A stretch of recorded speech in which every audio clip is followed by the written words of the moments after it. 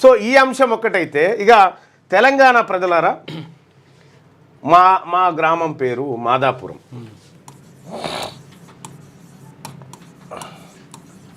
మాదాపురం మా గ్రామం పేరు. మా గ్రామంలో జనాభా వచ్చేసి 5,600. 5,600 మంది జనాభా మా ఊర్లో ఉంటారు. సో మా ఊర్లో మా ఊర్లో కేంద్ర ప్రభుత్వ నిధులు కానీ రాష్ట్ర ప్రభుత్వం ఇచ్చే నిధులు కానీ 2011 జనాభా లెక్కల ఆధారంగా వస్తుంది. ఆ రోజు నాటికి మా ఊర్లో జనాభా 3,500 చూపించారు.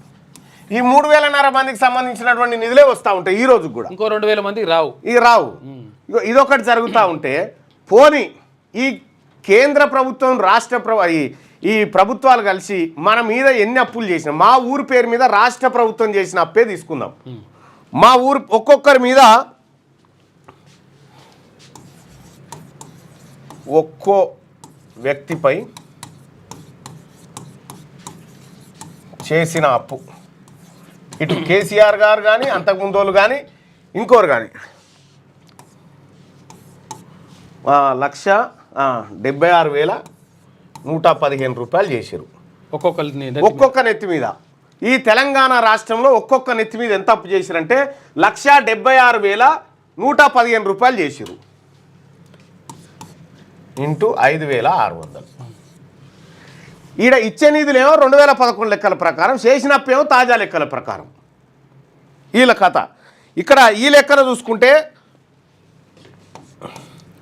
62,62,44,000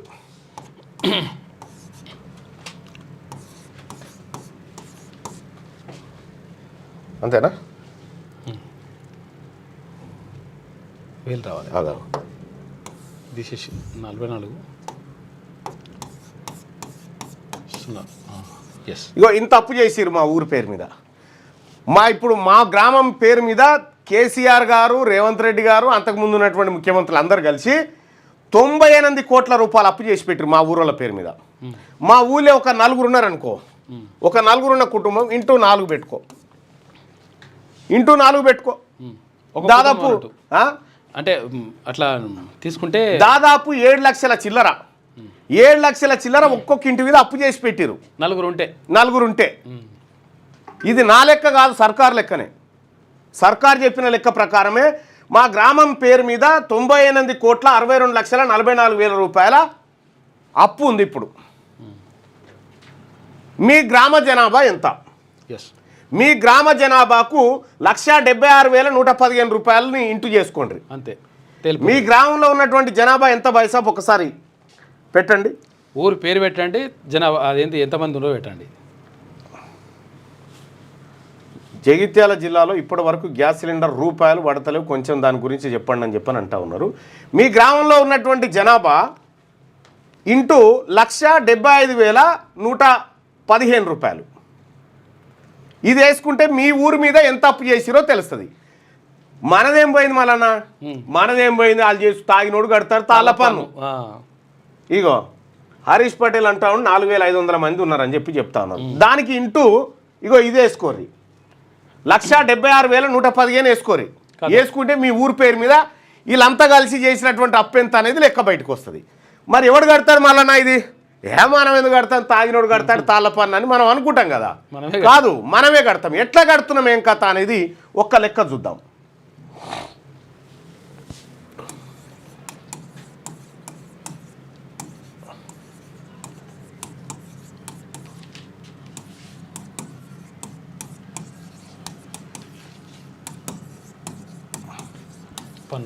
తెలంగాణ రాష్ట్రం ప్రజలు కట్టే పన్నులు ఎట్లుంటాయి, అవి ఎంతెంత ఉంటాయి పన్నులు అనేది ఒక్కసారి చూద్దాం.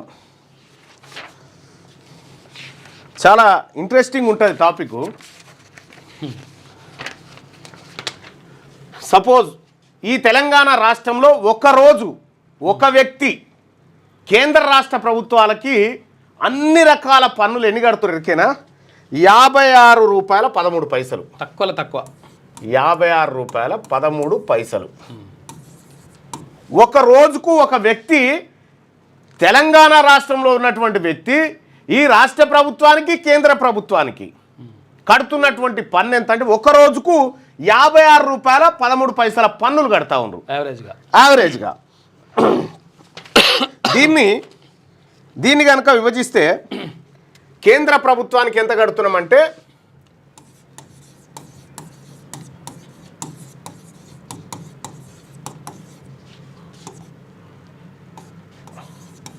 కేంద్ర ప్రభుత్వానికి ఏమో ₹20.95,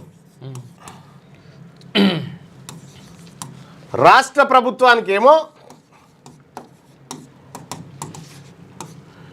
₹35.18. ఓకే, ఇది కూడితే ₹56.13. ₹56.13 ఒక మనిషి 2 ప్రభుత్వాలకు కడుతున్నటువంటి పన్ను. ఇది ఒక నెలకి సగటున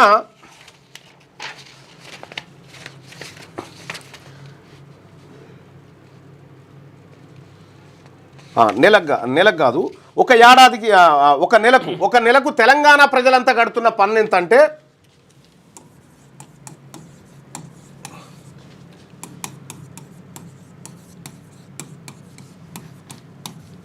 కడుతున్న పన్నులు ఒక్కసారి చూద్దాం. ఎంత కడుతున్నాం ఒక నెల కంటే?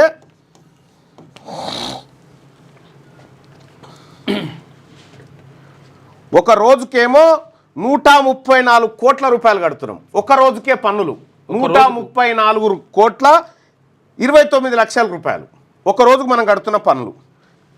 ఈ పన్ను ఒక నెలకు ఎంత కడతా ఉన్నాము?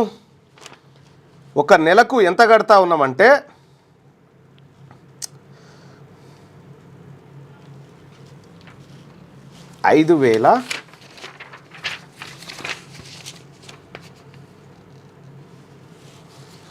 రాష్ట్ర ప్రభుత్వాన్ని కేంద్ర ప్రభుత్వాన్ని కలిపి మొత్తం ఏది ఆదాయ పన్నులు కూడా కలుపుకొని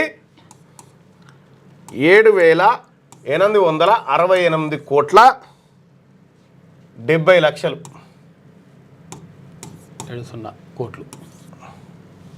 కోట్లు. ఒక నెలకి మనం కడుతున్నటువంటి పన్నులు ఏంటంటే 7,868 కోట్ల రూపాయలు కేంద్ర రాష్ట్ర ప్రభుత్వాలకు కడతా ఉన్నాం ఈ పన్ను. ఇవన్నీ సర్కారు లెక్కలే. మరి ఇట్లా ఎవడు కడుతున్నట్టు ఈ అప్పులు? మనమే కడుతున్నాం. మన పేరు మీద తెచ్చినటువంటి అప్పులు మనమే కడతా ఉన్నాం. సన్న బియ్యం వచ్చినా, ఇల్లు వచ్చినా, మన్ను వచ్చినా, మశాడం వచ్చినా మనం కట్టే పైసలకేనే.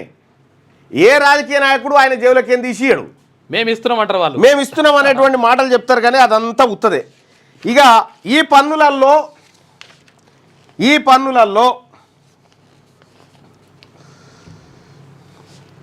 మొత్తం గ్రామీణ ప్రాంతాల్లో ఉన్నటువంటి బీసీలు కడుతున్న పన్ను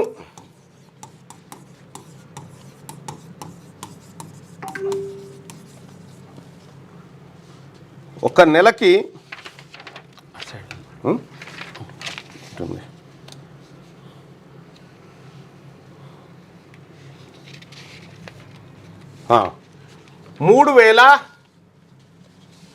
3,550 కోట్లు. ఓన్లీ బీసీ ప్రజలు కడుతున్నటువంటి పన్ను 3,550 కోట్ల రూపాయలు ఒక నెలకు కడతా ఉన్నారు. దాదాపు ఓన్లీ బీసీ ప్రజలు ఈ తెలంగాణ రాష్ట్ర ప్రభుత్వానికి కేంద్ర ప్రభుత్వానికి కలిపి 3,550 కోట్ల రూపాయల పన్నులు కడతా ఉన్నారు. ఏవి అప్పులే కాక, ఇంకా అప్పుల మిత్తిలవి కాక 3,550 కోట్ల రూపాయల పన్నులు ఇక్కడ కడతా ఉన్నారు. మరి ఈ లెక్కన తెలంగాణ రాష్ట్ర ప్రభుత్వంలో సంపద ఎక్కడి నుంచి ఎక్కడికి పోతా ఉంది? ఒక్కొక్క గ్రామంలో ఉన్నటువంటి అప్పు ఎంత, ఒక తల మీద ఉన్నటువంటి అప్పు ఎంత, ఒక తల కడుతున్నటువంటి ఈఎంఐ ఎంత? ఇవి ఈఎంఐ కిస్తీలే, మీకు తెలుసో లేదు? అంతే, ఈఎంఐ కిస్తీలే ఇవి, వాయిదాలు. ఈఎంఐ వాయిదాలు మనం లైఫ్ లాంగ్ కట్టుకుంటూ పోవాలి. Life long EMI. ఇక గమ్మత్ విషయం ఏంటంటే, ఇప్పుడు బ్యాంకులో ఒక 30 కోట్లు లోన్ తీసుకున్నాం అనుకో, రూపాయలు 30 కోట్లు లోన్ తీసుకున్నాం అనుకో, ఒక బ్యాంకులో 30 కోట్ల లోన్ తీసుకున్నాం అనుకో, ఎన్నేళ్ళు కట్టాలి ఈఎంఐ? 20 ఏళ్ళు పెట్టుకోవాలి. 20 ఏళ్ళు ఈఎంఐ 20 ఏళ్ళు కట్టాల. ఈ 30 కోట్లు తీసుకొని ఎగ్గొచ్చాం అనుకో, జైలు శిక్ష 3 ఏళ్ళు. ఇదే మంచిగా ఉంది. ఇందులో ఏ స్కీమ్ కావాలో చెప్పురు ఇక మీకు. ఈ 30 కోట్లు తీసుకొని ఎగ్గొడితే జైలు శిక్ష 3 ఏళ్ళు పడుతుంది. ఇందులో ఏది కావాలి మీకు? ఇప్పుడు ఈ 20 ఏళ్ళు కట్టుకుంటా పోవుడు, కట్టిడు కంటే ఇగో ఈ స్కీమును చూజ్ చేసుకునేదే ఈ లలిత్ మోడీలు, నీరవ్ మోడీలు, ఆ తర్వాత చోక్సీలు, వైట్ కలర్ నేరగాళ్ళు, విజయ్ మాల్యాలు, ఇగో ఈ స్కీమ్ చూజ్ చేసుకుంటారు. మనకు తెలియకనే మనం కడతనే ఉంటాం జీవితాంతం. వాడు మధ్యలో ఏమైనా ఆగిపోతే మళ్ళీ ఈ పని చేయమని చెప్తలేను. నిన్న దొరికినటువంటి చోక్సీ ఉన్నాడు కదా, ఇక వాళ్ళ కథ యోగిది. 14,000 కోట్లు 3 ఏళ్ల నుంచి గరిష్టంగా 7 ఏళ్ల దాకా గంతే. ఇగో ఇది మన సిస్టమ్. గంతే. ఈ ఈఎంఐ కట్టుడు 20 ఏళ్ళ కంటే ఈ 30 కోట్లు తెచ్చి ఏమన్నా బినామీ పేర్ల మీద ఇన్వెస్ట్ చేసి సపరేట్గా పోయి జైల్లో అనుకొని వాళ్ళే పెడతారు. 3 ఏళ్ళైనాక బయటకు వచ్చేసి ఎంజాయ్ చేస్తుంది వాడు. శిక్ష వేసిన తర్వాత ఇంకేం లేదు ఇక అయిపోయా.